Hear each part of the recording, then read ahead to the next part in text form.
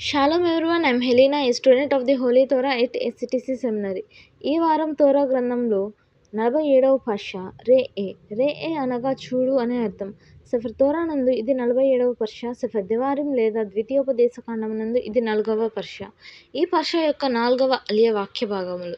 Seifert దెవారిం లేదా ద్వితీయోపదేశ కాండము 14వ అధ్యాయం 1 నుండి 21వ వచనం వరకు. మోషే ఇశ్రాయేలీయులకు ఎలోహింకు పవిత్రమైన ప్రజలుగా ఉండాలని చెప్పాడు.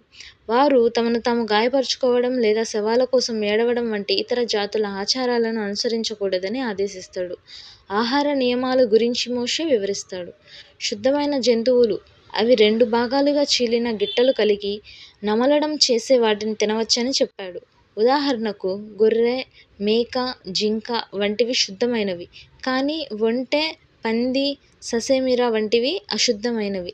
నీటిలో ఈకలు మరియు రెక్కలు కలిగిన చేపలు శుద్ధమైనవి, కానీ ఇతర నీటి జీవులు అశుద్ధమైనవి. శుద్ధమైన పక్షులను తినవచ్చు, కానీ గద్ద, గుడ్డిగూబ వంటి పక్షులు నిషిద్ధం.